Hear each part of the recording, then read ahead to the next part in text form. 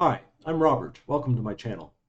This is a reading of my latest book, My Nineveh, The Cross Between Psychedelics and the Church. It is available now on Amazon. If you want to support my work, please like and subscribe, and consider purchasing a copy from the link in the description below. Chapter 9, Discovering the Real.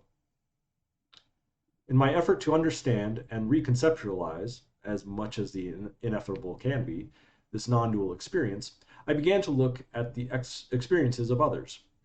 What were the common inner experiences people had, and what were the exceptions? And would it be possible to pull the material universe out of the hat of consciousness? The first step in this challenge is to change our assumptions about what is real. Under the scientific materialist paradigm, real is defined as that which has objective independence. In other words, it must be verifiable by others and subject to consensus, third-person measurement and validation.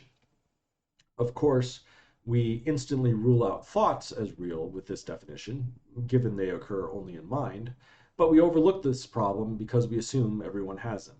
Our own reasoning about the real undermines the scientific paradigm we are trying to construct.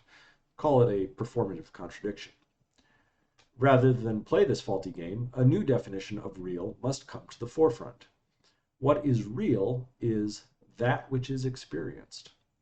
Under this new definition, real includes not only the consensus reality where the scientific method operates, but also all internal states of consciousness. That means all thoughts, emotions, and qualia of every being are real. It also includes those we don't understand well: altered states of consciousness, states of mania or depression, psychosis, and possession.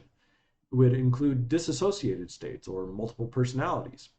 It includes imagined worlds, dreams, visions, and all the experiences, like alien abductions, that lie outside the realm of scientific investigation. There are good reasons to accept this new definition. We already live lives from birth unto death that is one continual, undivided experience. Rather than compartmentalize these into real and unreal / safe to ignore, dividing our own existence, we should instead treat all of our existence as real, but compartmentalize each experience on the meaning and utility they play towards this consensus reality we call life. For example, killing someone in a dream shouldn't bring with it the same feelings of guilt as though we killed them in real life, but the dream should be reflected on, as it tells us something about consensus reality that needs addressing, and the experience of killing someone in a dream was real in its own right. This new definition of real allows room for the psychedelic experience as well.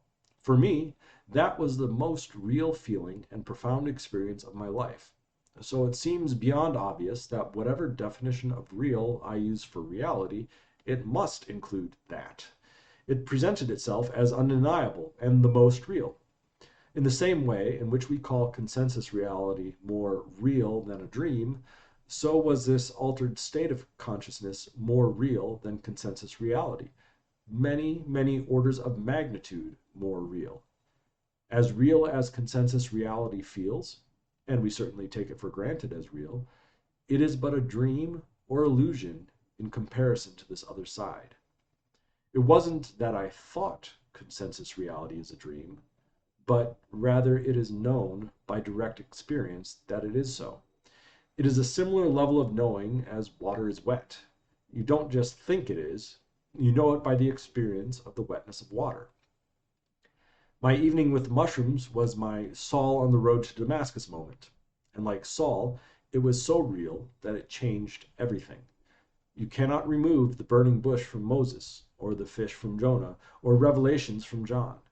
The reality of those people's lives include these mystical contacts with the divine, which go on to shape those lives and the world in undeniable ways. This book is one of those undeniable outcomes. This new definition also extends to others and has tremendous implications for the field of psychiatry. When my brother had hallucinations, the standard that they were held up to for "is this real?" was science and consensus reality.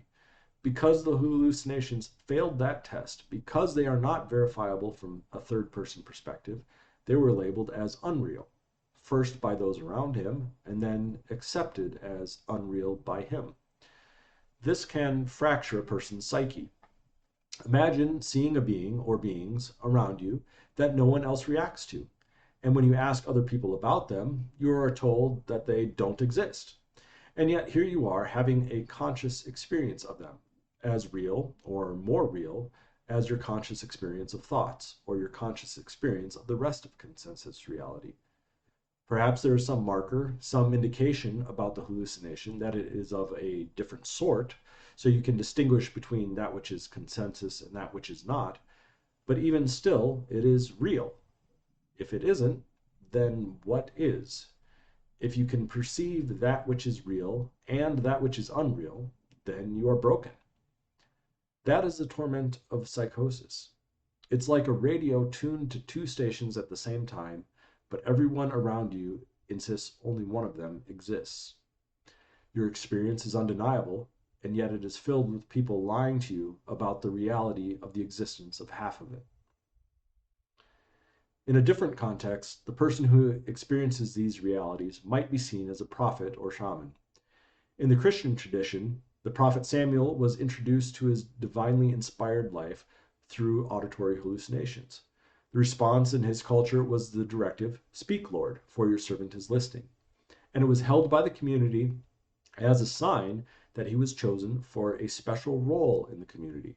It was contextualized as a positive contact with God, not a psychotic episode that needs to be endured or medicated. Our Western metaphysical assumptions have cut us off from interaction with the spirit realm, and it is to our detriment. Joseph Campbell once famously remarked, "The psychotic drowns in the same waters in which the mystic swims with delight." While this is true, it is up to the surrounding culture to provide guidance to the psychotic to help them become mystics. Our culture in general, and Christianity as the dominant religion, do not recognize psychosis and beatific communion with the divine as being two sides of the same coin.